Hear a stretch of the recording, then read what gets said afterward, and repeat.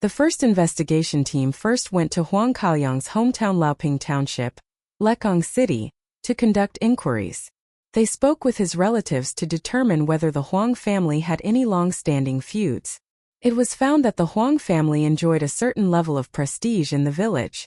Huang Kailiang had left home at a young age to join the army, later found work elsewhere, and had no known blood feuds. Other relatives of the Huang family had also not had disputes with anyone. At the same time, investigators from the first team screened Huang Kailiang's comrades from his military service days, but found no suspicious signs. The second team was responsible for investigating the motorcycle taxi aspect. Detectives visited all the fellow motorcycle taxi drivers in the city who worked with Huang Kailiang, as well as other relevant people.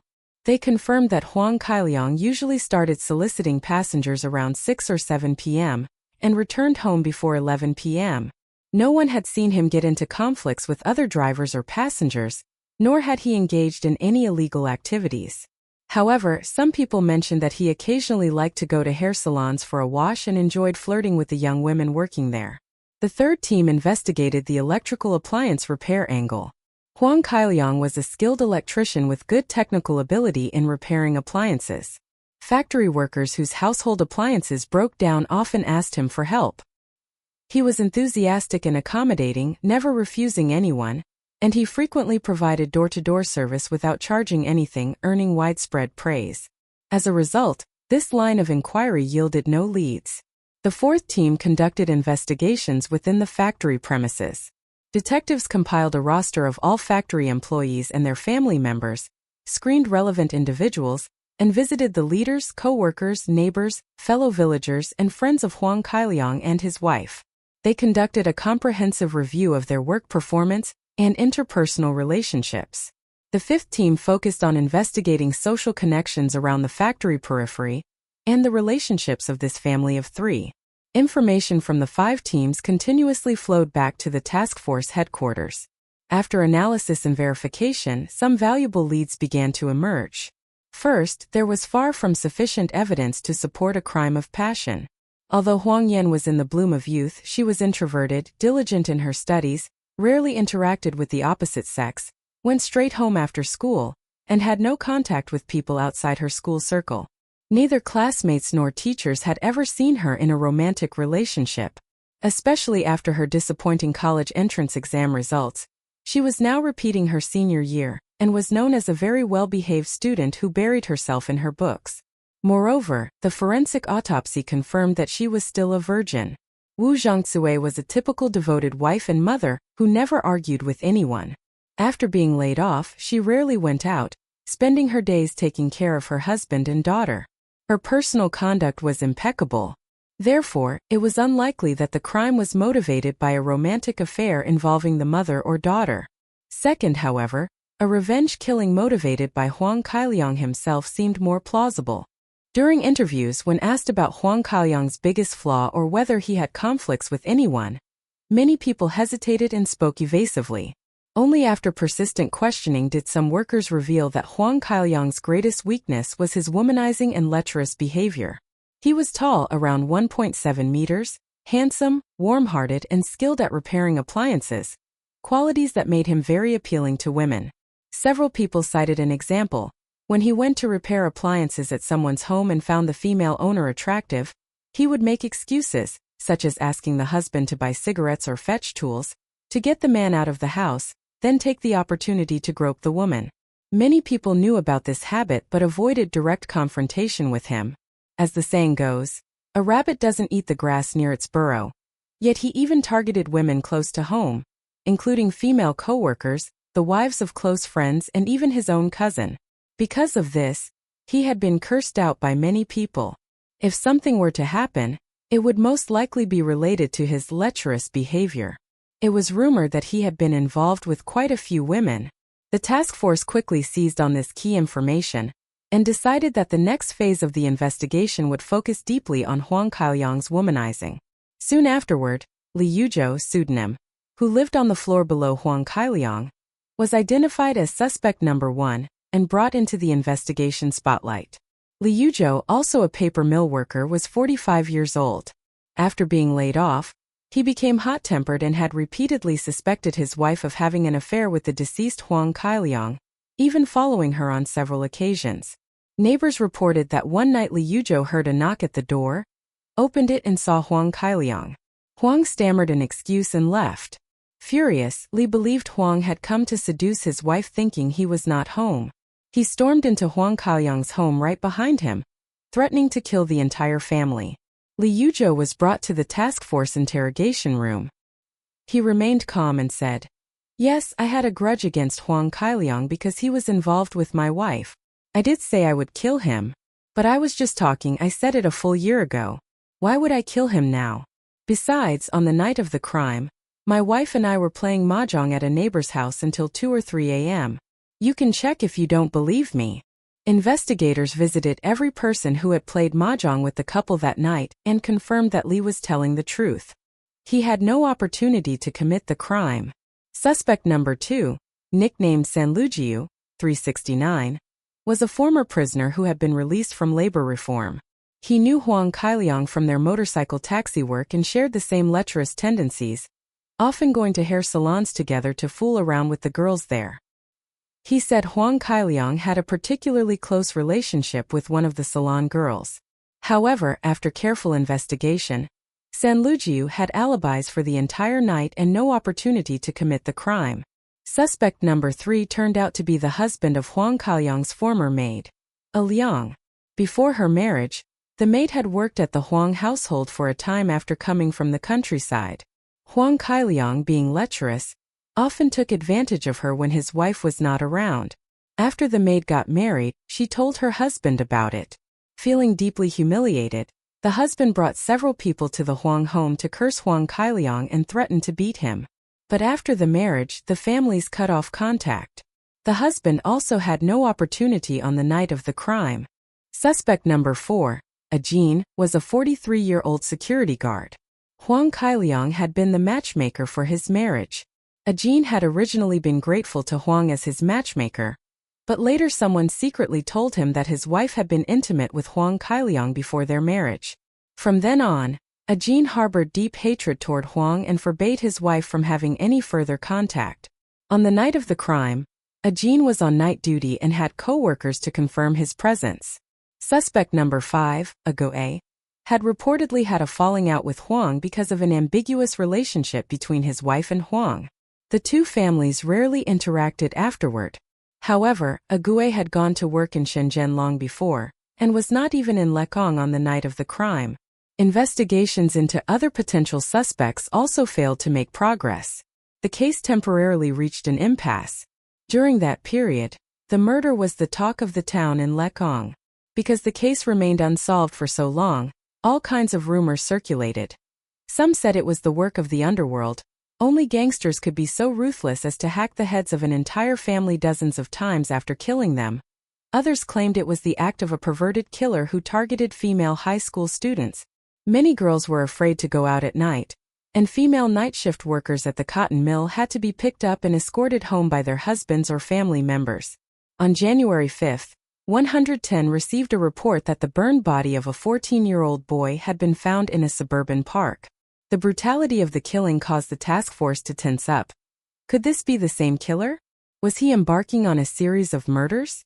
Director He Wanfei immediately ordered all criminal investigators to mobilize. After a full day and night of intense work, the case was solved and the suspect was arrested. However, all evidence showed that this murder had no connection whatsoever to the family annihilation case.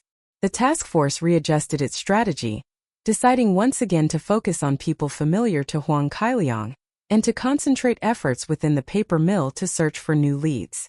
The perpetrator was clearly a ruthless and cunning individual. After committing the crime, he had destroyed the scene, leaving very few valuable clues. Although investigators had quickly identified 5 suspects, gathering solid evidence proved extremely difficult. The investigation reached an awkward stage where there was theoretical reasoning but no concrete proof, and the case grew increasingly complex. That spring festival, the officers working on the case had a miserable holiday. Kong, the newly appointed deputy director of Shaoguan City Public Security Bureau in charge of criminal investigation, was at home for the new year but felt uneasy about the case and could not enjoy his drinks. Before the holiday was over, he returned early to the bureau. When his family asked why, he did not give a clear answer. On the 8th day of the first lunar month, when work officially resumed, Deputy Director Kong listened to a report on the case and declared it the top priority case since he took office. He analyzed the reasons for the prolonged failure to solve it and reorganized the deployment. He assigned the case to a team led by Criminal Police Detachment Political Commissar Wang Yindong and Deputy Detachment Head Li Yongyi. The Shaoguan Criminal Police Detachment had solved many major cases and received numerous commendations. As soon as Wang Yindong's team took over, they immersed themselves fully in the investigation. Starting from the case files, they carefully took notes, identified key investigation directions, and followed up on every detail. Wang Yindong, Li Yongyi, and Detective Ouyang Zhifang returned once again to the electrical repair section where Huang Kailiang had worked, engaging in detailed conversations with his co-workers and asking them to recall any small hints Huang might have dropped during casual chats. One co-worker suddenly remembered that once, after finishing a repair job, Huang Kailiang had jokingly said, "The shift has to be worked and a xiang has to be handled too." Ouyang Zhifang's interest was immediately piqued. He asked, "Who is this xiang?" The co-worker shook his head. "He didn't say her real name and I didn't ask." Huang Kailiang often bragged about how many women he had been with. Who knows if it was true or not? The detectives did not let this rare clue slip away. They immediately obtained the factory's employee roster and found 3 women named xiang. The first had already retired and did not live in the factory residential area. The second did not know Huang Kailiang at all. The third was Xiang pseudonym, a female worker in the same workshop as Huang Kailiang. Some people said she often flirted with him, and their relationship was more than ordinary. To avoid alerting her, detectives conducted peripheral inquiries on Xiang and discovered that her hospital records showed treatment for a sexually transmitted disease. Xiang's husband, Wu Shengyun, had previously been on good terms with the Huang family. The two families once lived on the same floor. Wu Shengyun and Huang Kailiang's wife Wu Zhangzui shared the same surname. She was 1 year younger than him, and he had recognized her as his sworn younger sister, something many people in the factory knew. Later, after the Huang family moved to new housing, the two families drifted apart. The investigator specially pulled Wu Shengyun's personnel file. Wu Shengyun, pseudonym male, born October 25, 1958, Han nationality, high school education, native of Xingning County, Guangdong Province. Currently a machine repair worker at Lechang City Paper Mill.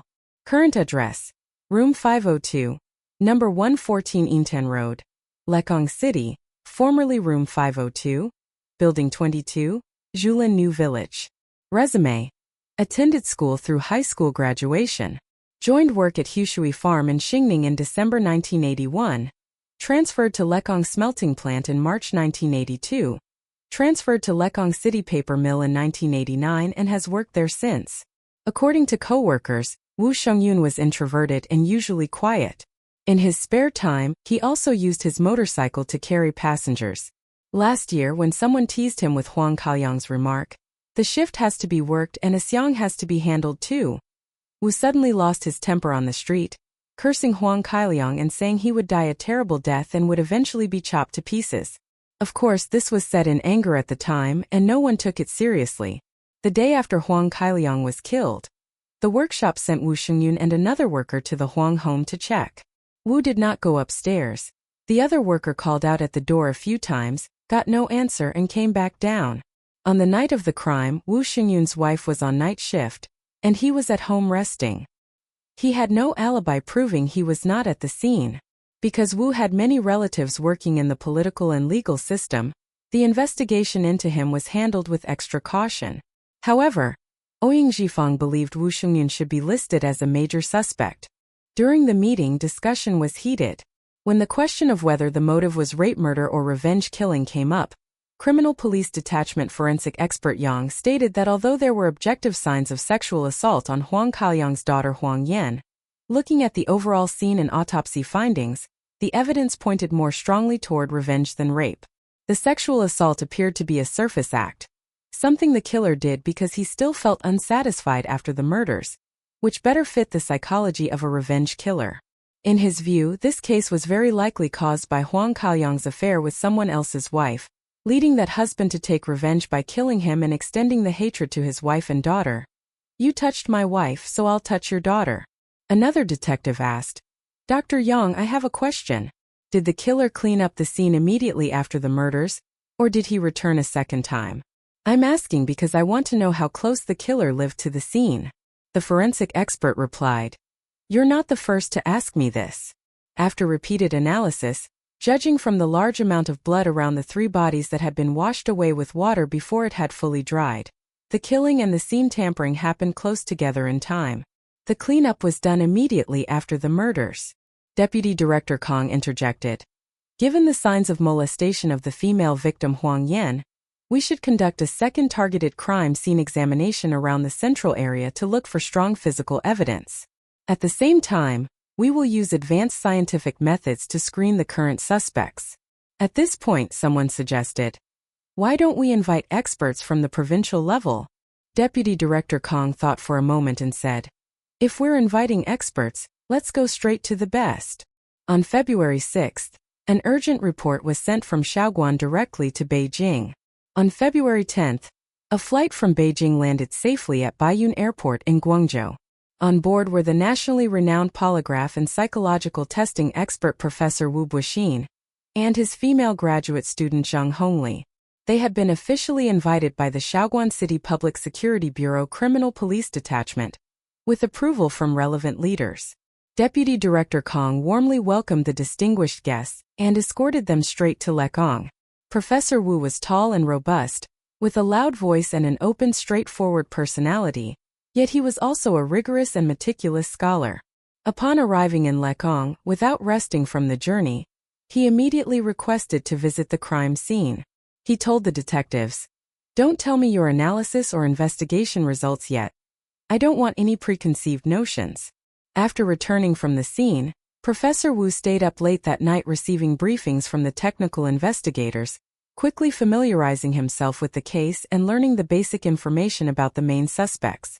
He explained to the detectives that they would use the psychological testing system, approved by the Ministry of Public Security.